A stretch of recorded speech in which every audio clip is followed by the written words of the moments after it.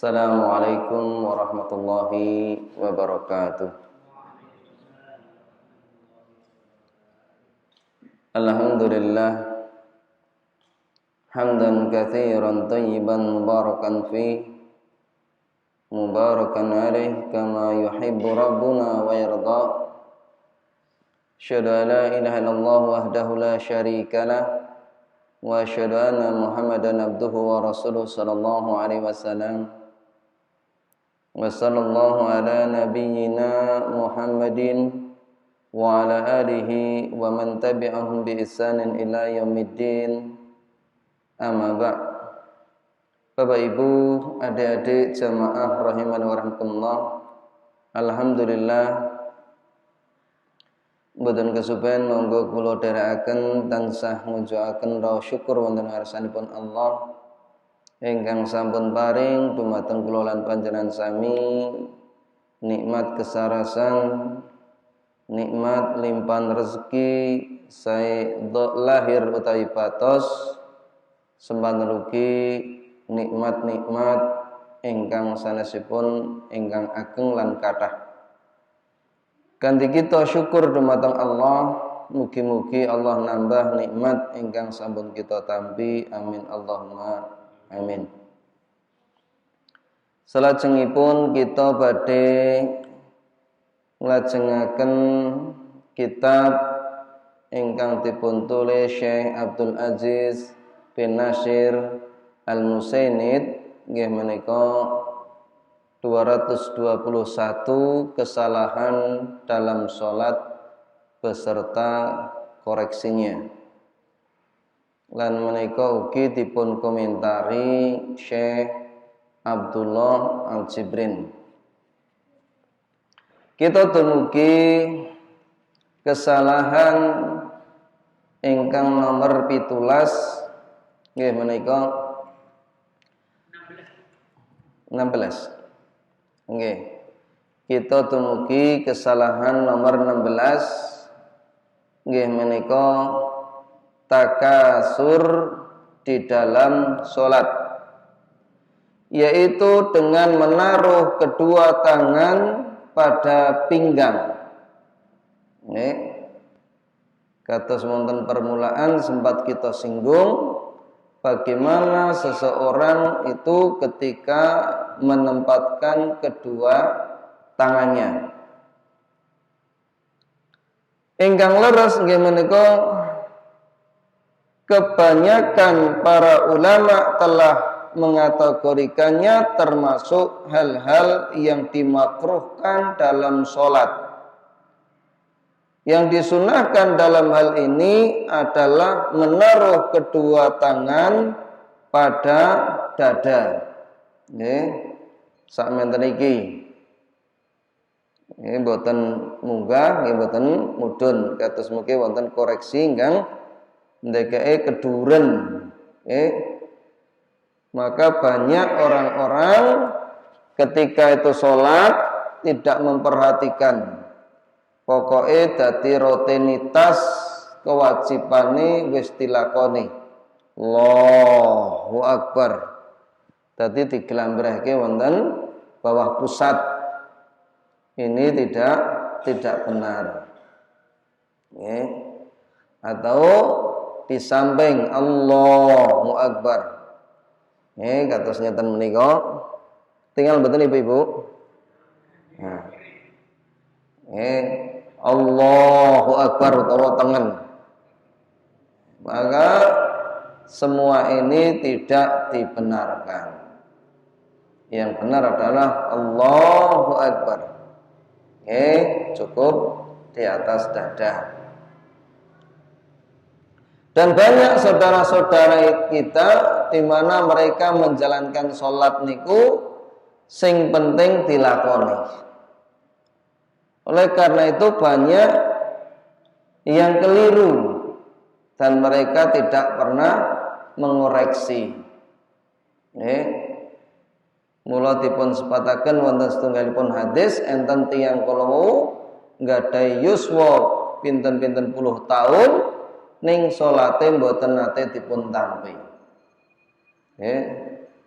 nek boten ngirangi nalika wonten nginggil rukuk saugi ngirangi wonten sujudipun kados ngeten terus sehingga perkawis salat niki boten bain-bain kedah ngatos-atos supados kita menika nyaketi kesempurnaan.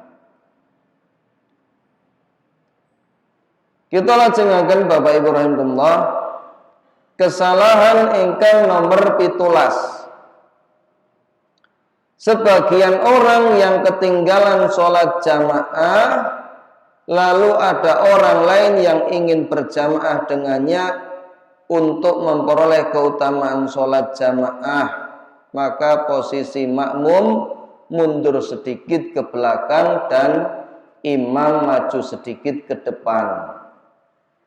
Nek digambarke tiyang kala wau telat lajeng temriki enten tesih salat lajeng tiyang kala wau nggih gabung salatipun ning piyambakipun dadak mundur utawa imame sing maju niki boten leres. Yang benar apabila dua orang melaksanakan salat maka makmum berdiri sejajar di sebelah kanan imam dalam satu lajur. Sehingga imam tidak maju ke depan dan makmum tidak perlu mundur ke belakang. Tengpundi menika nate dipun lampahi sahabat ingkang tasih alit tilem gone bibinipun niku gabung salat kalih Rasulullah anggenipun manggen menika wonten sisih kiwa niki digeret kem pindah tengen niku kados ngaten. Dados menawi salat tiyang kalih Bapak Ibu rahimakumullah senajan niki imam niki makmum niki sejajar nggih sejajar mboten siji ngarep siji buri boten. Kemudian yang ke-18 di antara kesalahan orang-orang di dalam sholat yaitu terlambat terus dari takbiratul ihram. Mila dipun betakaken para ulama kados Imam Nawawi ugi piyambakipun nyebataken wong sing salate kuwi telat terus dheweke ketinggalan keutamaan utawa panggonane mburi terus. Jadi ketinggalan keutamaan. Dan ini bisa mempengaruhi dalam kehidupan kita.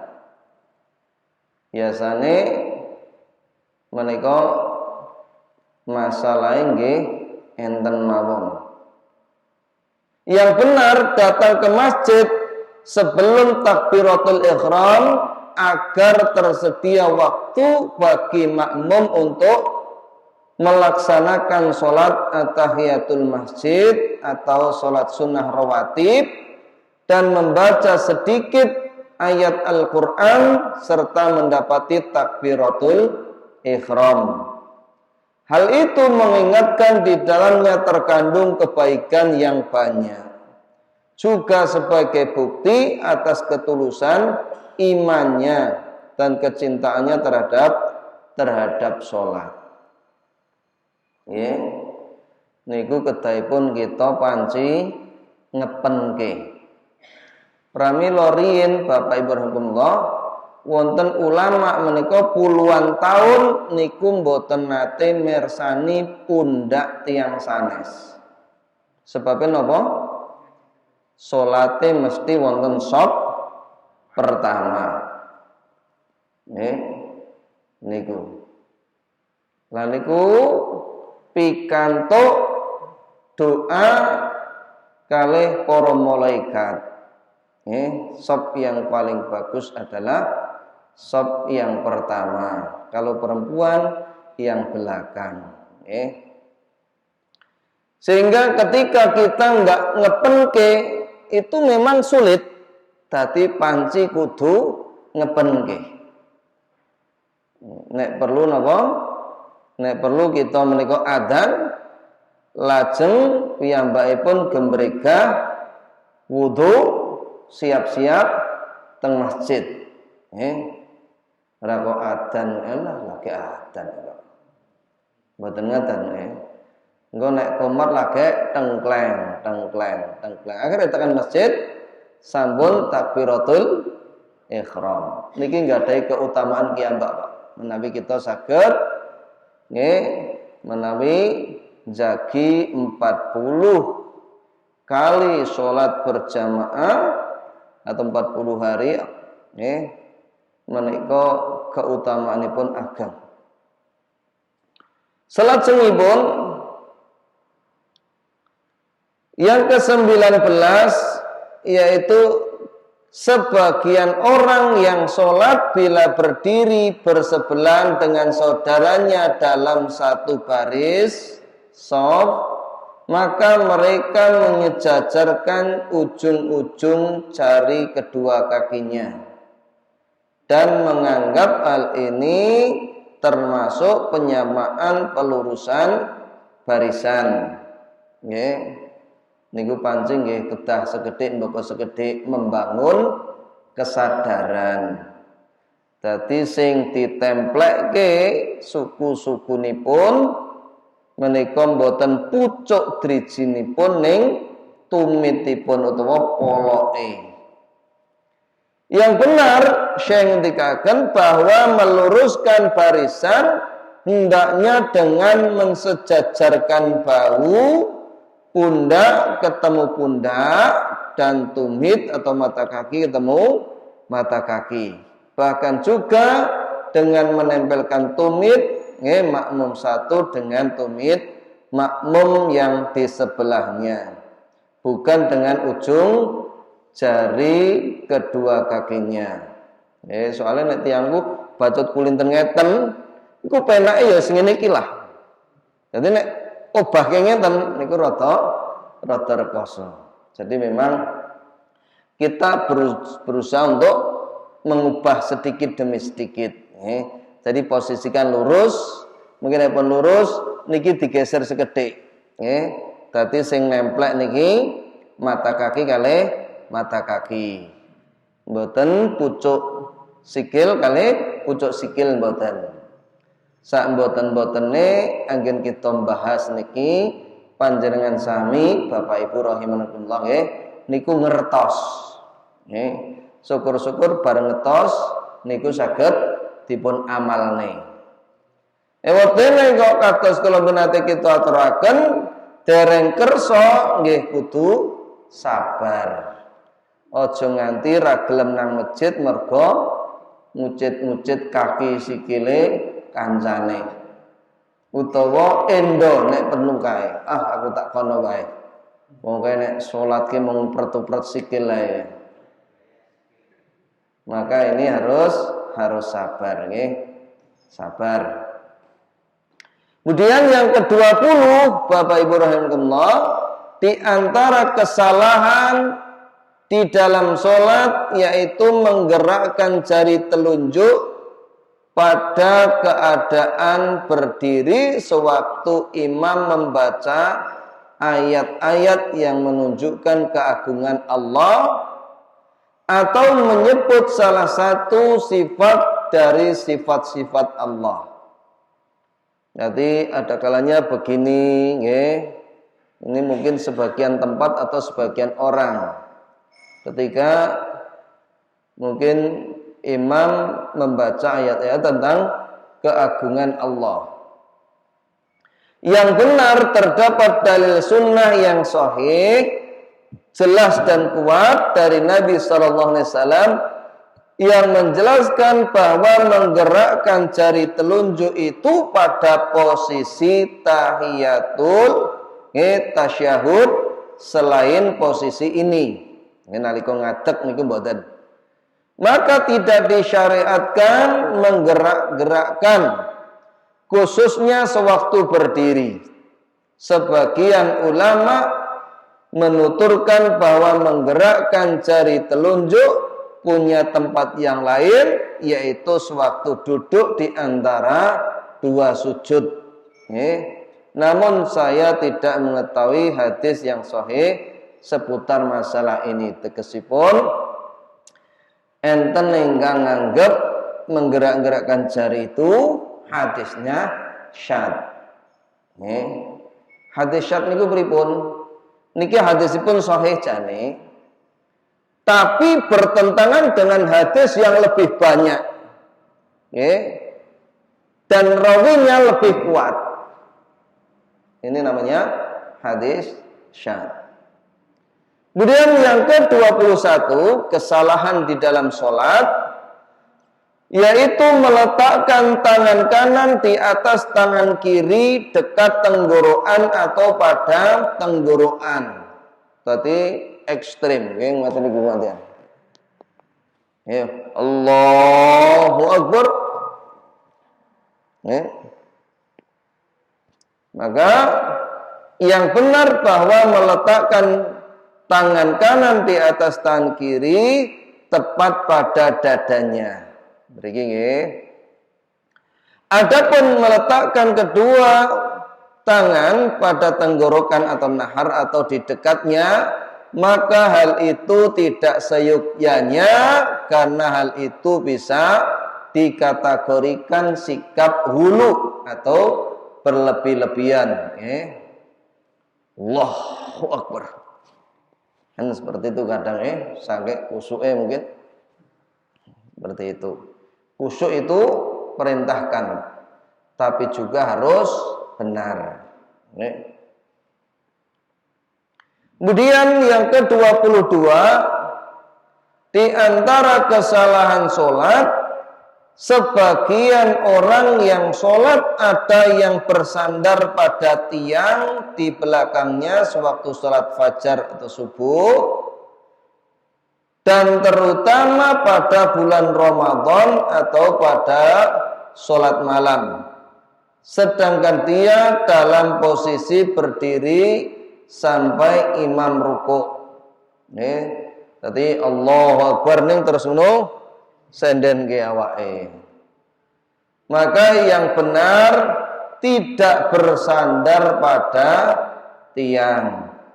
Sebagian ulama ada yang berpendapat bahwa hal ini tidak diperbolehkan dan posisi ini tidak dianggap berdiri.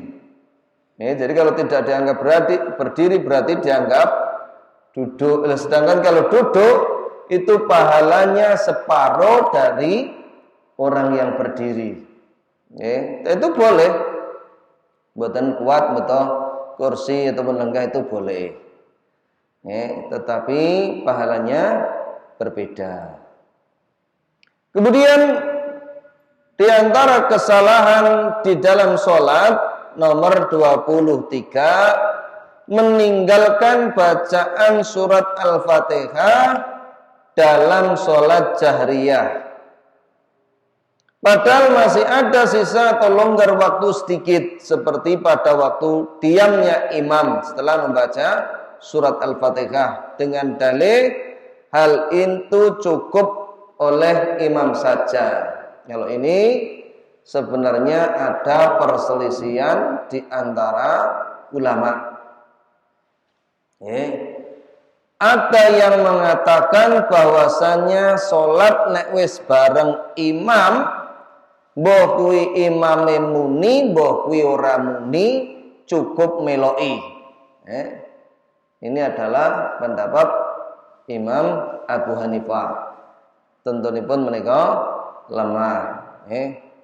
Adapun dua pendapat yang sama-sama kuat, ketika imam itu membaca zahriyah di banterne, maka pendapat yang kedua ini cukup mendengarkan. Dalilnya apa? Wa idza quri'al Qur'anu fastami'u lahu la'allakum turhamun. Jika kamu dibacakan Al-Qur'an, dengarkanlah agar kamu dirahmati. Adapun pendapat yang ketiga, yaitu meskipun ya imam membaca secara zahriyah, maka dia tetap membaca minimal Al-Fatihah. Ya, karena anggap ini adalah termasuk rukun di dalam sholat. Ya. La sholata liman lam yaqra bi Fatihatil Kitab atau Ummul Kitab. Tidak dianggap sholat orang yang tidak membaca Al-Fatihah. Ini diantara dalil yang dibawakan. Begitu pula dalam satu hadis memang ada beberapa penyebutan. Nalika Rasulullah sholat, lajeng enten sing tumut mau, sapa mau? Kula ya Rasulullah. Nek aku maca aja mbok barengi. Nggih. Kejaba wacanan Al-Fatihah. Ini bisa dilihat di dalam sifat salat Nabi yang disusun oleh Syekh Albani. Kemudian di sini dijelaskan yang benar wajib bagi makmum untuk membaca surat Al-Fatihah baik dalam surat sirriyah imami Mendel. Nek Imam Mendel niku biasanya ngimami wekdal salat napa Bu? Dhuwur kali asar, berarti orang ngantuk iki. Soalnya nek ngantuk mesti salat apa ya? Nggih, dhuwur kali asar. Menawi imam membaca membaca zahriyah atau dipanterne salat napa? Maghrib, Isya, subuh. Jadi pendapat saya di sini wajib bagi makmum untuk membaca surat Al-Fatihah baik dalam sholat sirriyah maupun zahriyah. Imam dalam keadaan tidak bersuara keras bacaannya maupun ketika membaca dengan suara keras itu wajib membaca. Meskipun imam tidak diam setelah membaca surat Al-Fatihah di dalam sholat zahriyah tersebut. Jika imam diam, maka makmum membaca surat Al-Fatihah dan hal itu tidak ada masalah. Adapun jikalau imam langsung membaca surat atau beberapa ayat Al-Quran setelah bacaan tersebut, Al-Fatihah, maka makmum disunahkan mempercepat bacaan Al-Fatihahnya. Sing penting niki tetap dibaca. Allahu a'lam bishawab. Ini pendapat yang paling kuat. Tetap membaca Al-Fatihah. Salajengipun di antara kesalahan di dalam sholat yang ke-24 yaitu menambahkan kata asyukru dalam bacaan zikir setelah berdiri dari rukuk atau sewaktu iktidal, seperti mengucapkan Rabbana lakal hamdu wa syukru. Nah, tambahan syukru itu tidak benar. Oleh karena itu Syekh di sini yang benar menghilangkan kata syukru, mengingat tidak ada dalil sunnah yang menjelaskannya.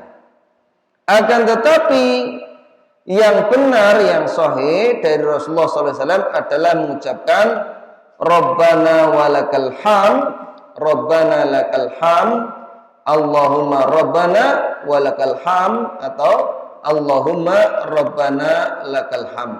Seperti itu. Ada beberapa bacaan Sami Allahu liman hamidah, namanya Rabbana walakal hamd.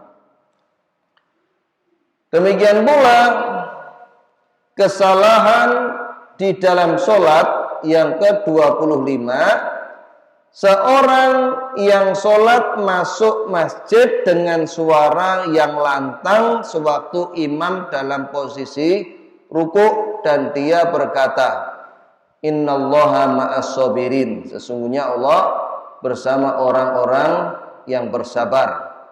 atau dia mendehem secara berlebihan atau menggerakkan kedua kakinya untuk menarik perhatian imam agar mau menunggunya. Nggih. Sikile diplek-pleke wah enek wong sing mlebu sop iki. Utawa maksudnya apa? Imam ben ngenteni. Ngenteni oh iki lagi ana wong teko. Yang benar kata Syekh, hendaknya orang yang akan sholat masuk masjid dengan penuh keheningan dan ketenangan, dan tidak seyogyanya dia mengucapkan kata atau kalimat dengan suara lantang demi mengagungkan rumah Allah Subhanahu wa taala dan menjaga perasaan orang-orang yang sedang sholat. Sopo kayak kok ngenteni kayak. Sehingga dia pun tidak memanggil, tidak mengganggu mereka, baik dengan mengucapkan innallaha ma'as sabirin, sesungguhnya Allah bersama orang-orang yang bersabar, tidak perlu, maupun dengan ungkapan-ungkapan yang lain. Juga tidak seyogyanya berdehem secara berlebihan untuk mengingatkan imam bahwa dia sedang menuju shaf barisan. Petake napa to, Pak? Petake agar dia bisa mendapatkan satu rukuk, nggih. Ini yang diinginkan, agar dia bisa mendapatkan satu rakaat sebelum imam berdiri dari rukuk atau i'tidal. Begitu pula tidak diisyaratkan, tidak disyariatkan menggerak-gerakkan kaki di dalam masjid, karena hal itu bertentangan dengan keheningan dan ketenangan yang telah dianjurkan oleh Nabi kita sallallahu alaihi wasallam. Sikile diplek-pleke ben krungu imame nek enek wong mlebu arep melu salat, maka ini tidak benar. Kemudian kesalahan di dalam sholat yang ke-26 mendahului gerakan imam seperti makmum melakukan rukuk sebelum imam. Niki nggih mboten angsal nggih. Jadi imame lagi Allahu Akbar ulung lagi bar wis napa wet umpamane. Maka ini tidak diperbolehkan. Yang benar tidak boleh mendahului gerakan imam. Mengingat imam dijadikan untuk diikuti, maka hendaknya makmum tidak melakukan rukuk kecuali setelah imam melakukannya. Tadi kita mboten angsal ngrumini. Termasuk ketika takbiratul ihram, saking semangatnya imam rong Allahu Akbar wis Allahu Akbar. Kula nganti sering, Pak. Urungannya. Kadang-kadang seperti itu, Maka imam harus dulu mboten angsal disalib. Niki ora balapan nang dalan niku mboten.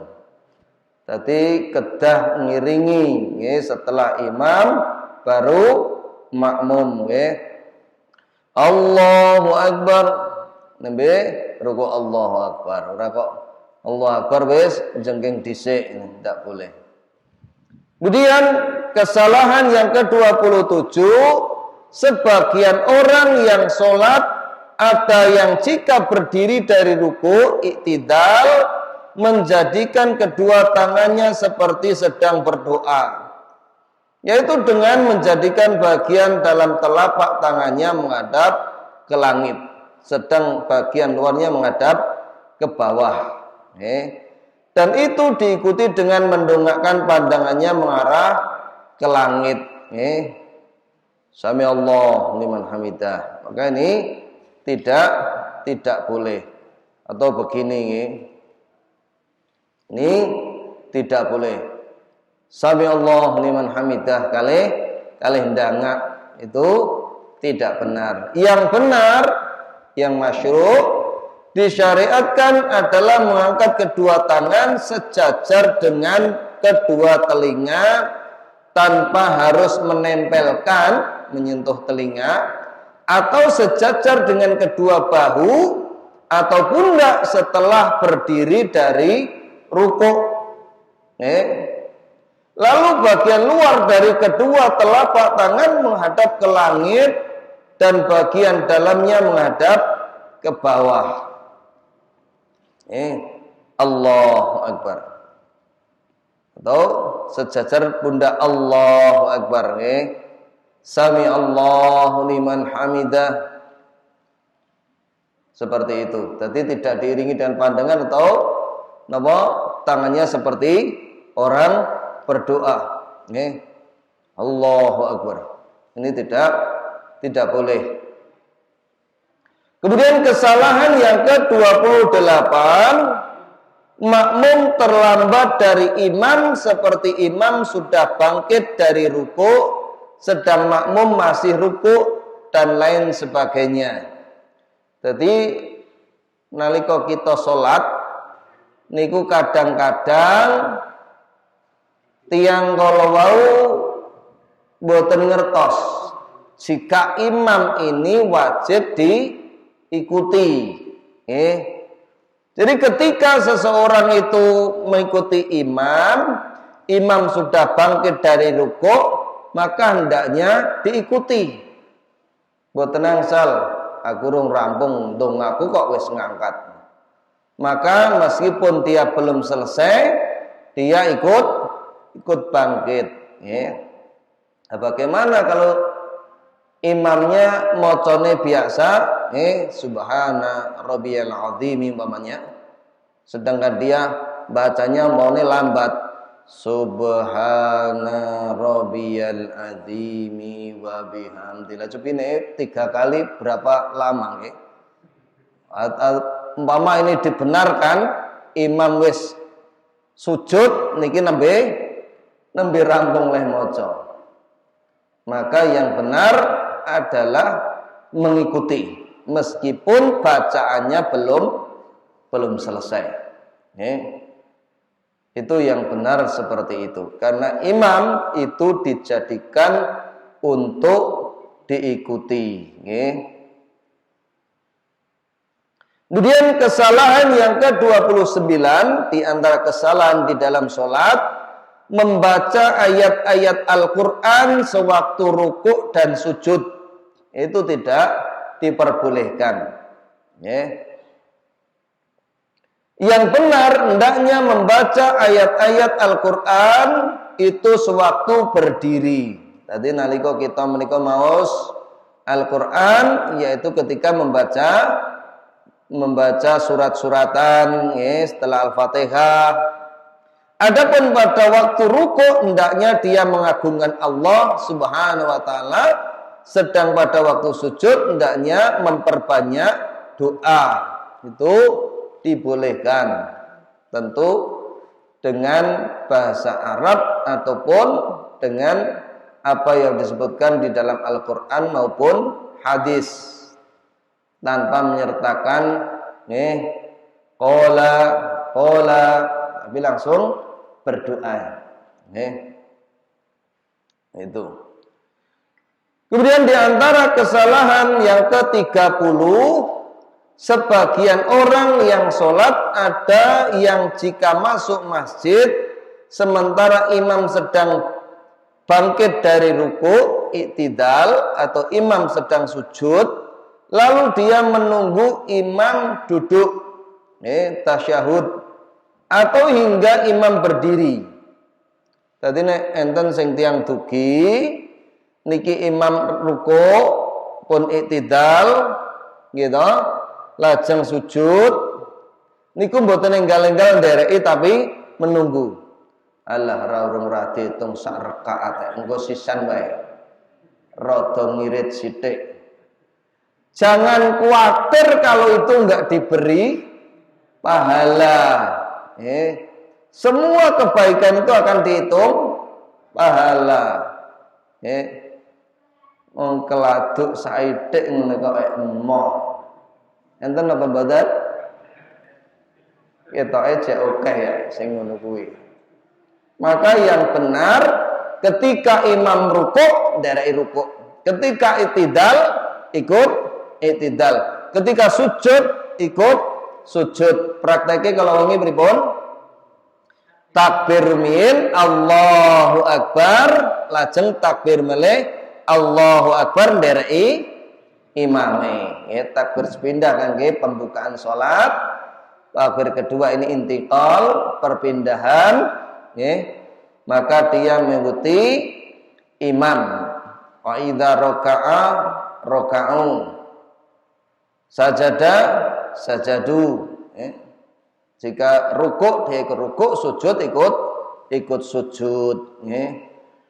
Oleh karena itu di sini Syekh mengatakan yang benar apabila makmum masuk masjid, maka wajib baginya untuk masuk bersama imam pada keadaan posisi apapun yang sedang dilakukan imam saat itu. Baik dia mendapati imam sedang sujud maupun telah bangkit dari rukuk, i'tidal dan lain sebagainya. Bingung jelas betul Ibu-ibu? Nek jenengan mlebet masjid manggi imam nembe sujud, jenengan pripun yang diperlampahi? Tumut sujud apa ngentosi riyin? Tumut sujud. Sing pojok mriku nggih ngaten? Ngentosi. Ngentosi lek nganti bangkit, maka yang benar adalah ikut sujud. Nggih Bapak Ibu rahimakumullah. Ini yang kita bahas pada malam ini sampai poin yang ke-30. Mungkin ada pertanyaan terkait materi atau masalah yang lain. Saya persilahkan kita buka sesi tanya jawab. Bisa saja saya jawab. Kalau tidak bisa ditanyakan kepada yang lain. Kula semangga akan monggo.